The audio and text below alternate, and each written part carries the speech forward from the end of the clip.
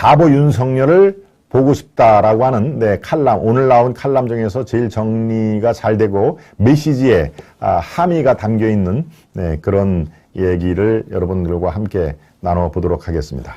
오늘 그 첫 번째 매우 이례적이죠. 제가 칼럼은 보통 4번째, 5번째 소개를 하는데 오늘은 아예 바보 윤석열을 보고 싶다라고 하는 그런 칼럼을 제일 위에 꺼내서 바로 정호영 이른바 사태의 윤석열이 어떻게 해야 되는지도 함께 같이 살펴보기 위해서 내가 첫 번째 이슈로 살펴봤습니다. 중앙 이하경 칼럼인데요. 바보 윤석열을 보고 싶다라고 하는 그런 내용입니다. 여러분들 한번 잘 곰곰이 생각을 해보면은 이 메시지가 상당히 공감대를 형성을 하고 있겠구나라는 그런 생각을 아마 들 수도 있겠는데요. 그렇군요.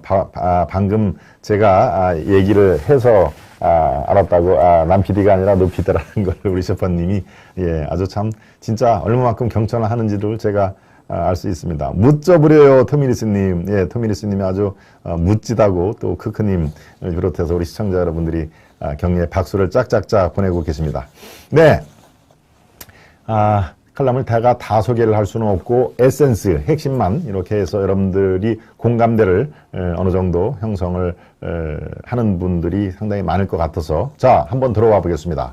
검사 윤석열은 살아있는 신화다.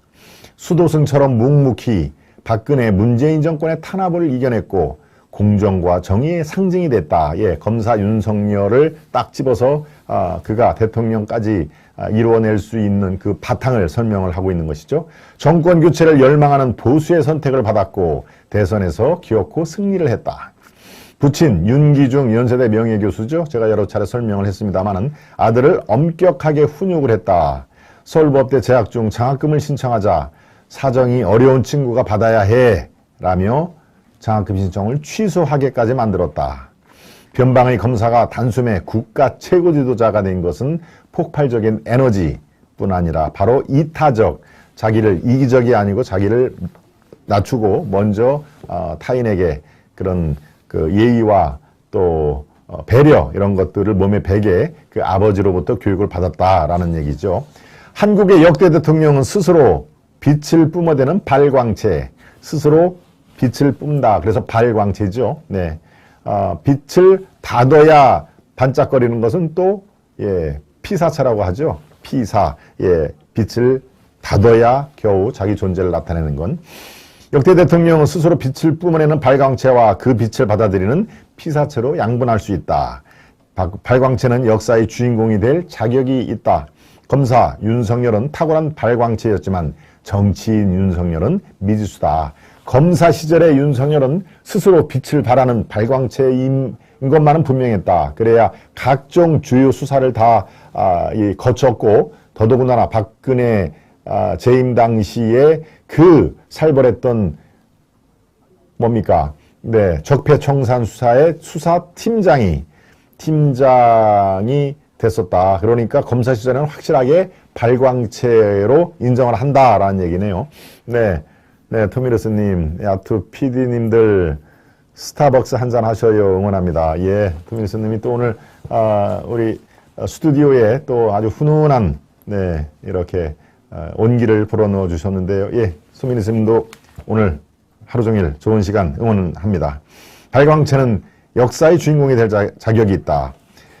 정치인 윤석열은 그렇지만 미수다까지 제가 설명을 드렸죠. 이 사실을 부끄러워할 이유는 없다. 특정 정치 세력의 도구가 돼 혜성처럼 등장했기에 불가피한 일이다. 하지만 명색한 도나와 남다른 경험이 있기에 자신의 모든 것을 내려놓고 국민과 소통하며 정치적인 발광체를 만들 수가 있다. 역사의 한 점을 찍고 임기를 맞출 수가 있는 것이다. 아이고, 크크님도 또 투미니스님을 따라서, 크크님은, 우리 아시아 투데이에 또 김동원의 하이파이브에 들어오신 지가 그렇게 오래되시는 않은데, 최근에 아주 활발하게, 크크님 정말 아주 크크크 제가, 웃음을 보내드리는 거 아시죠?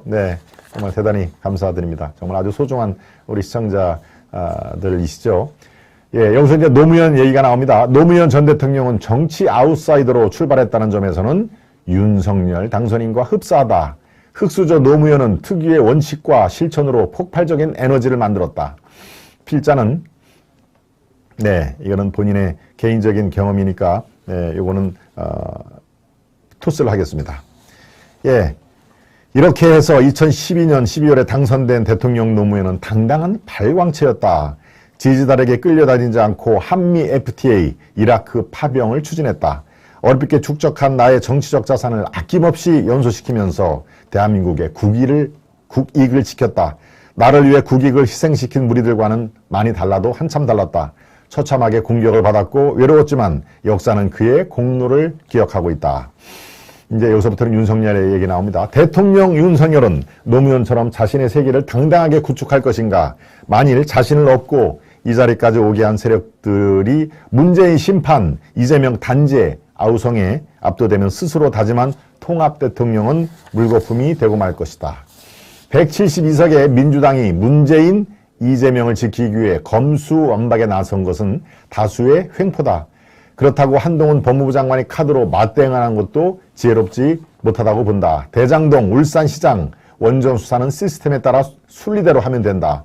정의와 공정, 상식의 기준이 작동되는지만 지켜보면 될 것이다. 대통령이 직접 칼을 들면 분열됐던 정적들은 뭉치고 여론은 양비론으로 흐를 수밖에 없다.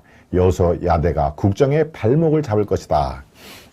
바로 노무현, 바보 노무현이라고 스스로, 노무현 대통령은 어떻습니까?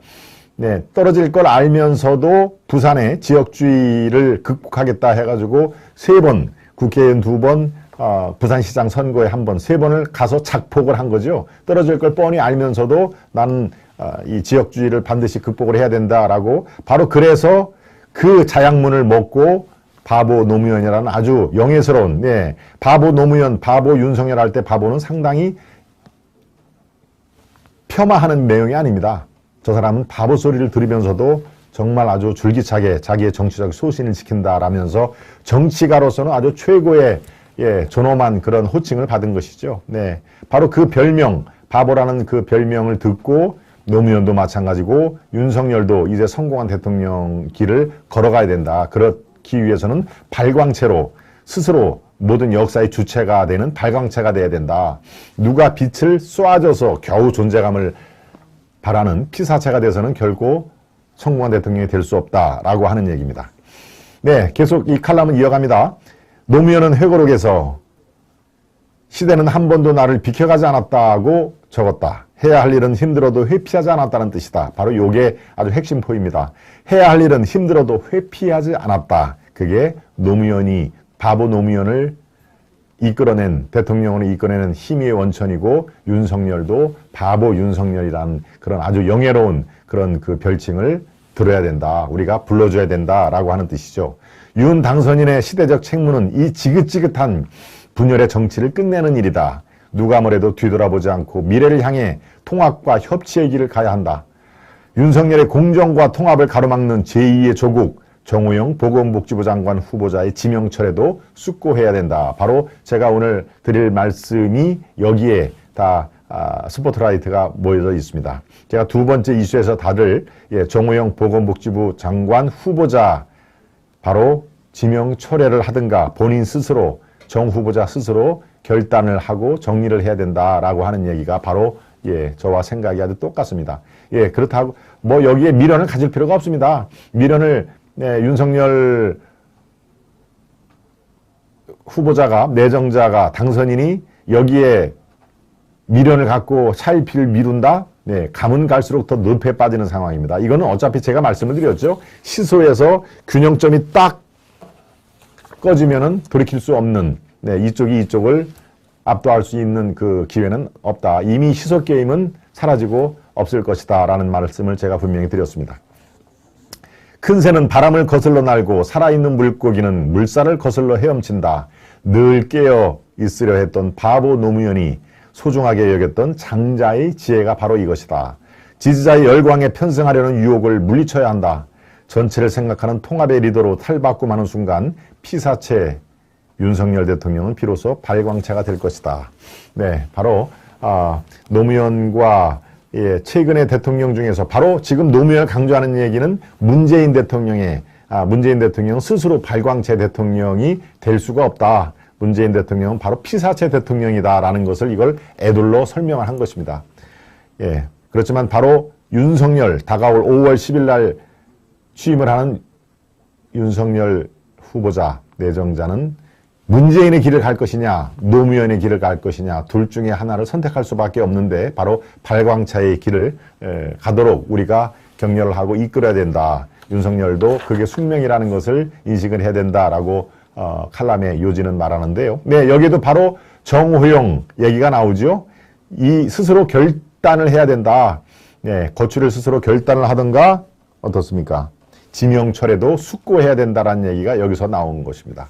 예, 여러분들의 의견은 어떻습니까? 바로 물론 뭐 진영이 달라기 때문에 윤석열과 노무현을 같이 수평에 비교를 하는 것은 적절치가 않습니다만은 바로 여기에서 바보라는 그런 지지자들이 또는 그 중도에 있는 많은 분들이 바보 노무현이라는 아주 영예스러운 그 호칭을 불렸듯이 네, 윤석열도 그런 식의 발광체 길을 가야 된다. 물론 노무현이 성공적인 대통령이라는 얘기는 아닙니다. 그리고 또 그 최후가 부엉이 바위에서 떨어졌기 때문에 그 길을 그대로 간다? 천만의 말씀이죠. 그렇지만 많은 지지자들이 그런 바보라는 호칭을 댔을 때는 예, 그의 정치적인 발광체를 상당히 우리가 평가를 할 수밖에 없다라고 하는 내용이죠.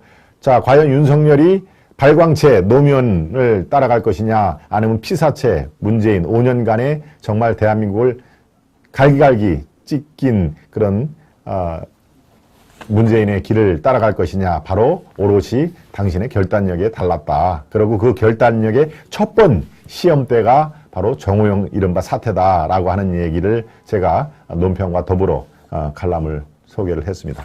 네, 첫 번째 바보 윤석열이 보고 싶다라고 하는 내용을 저의 생각과 같이 얼버무려서 여러분께 말씀을 드렸습니다. 네, 10만 구독 이제 200명 남았군요. 스나이퍼님, 네, 그렇습니다. 99,880이니까 120명 남았습니다. 120명. 200명이 아니고, 예, 99,880. 네, 120명. 예, 바로 이제, 내일 정도면은 달성이 될 겁니다. 네, 또, 내일 또 제가 이 타방송에 또 이 출연을 해서 그쪽에 있는 또 많은 구독자분들이 또 응원을 받으면은, 네, 내일은, 네, 바로 달성이 되는 날로 되겠습니다.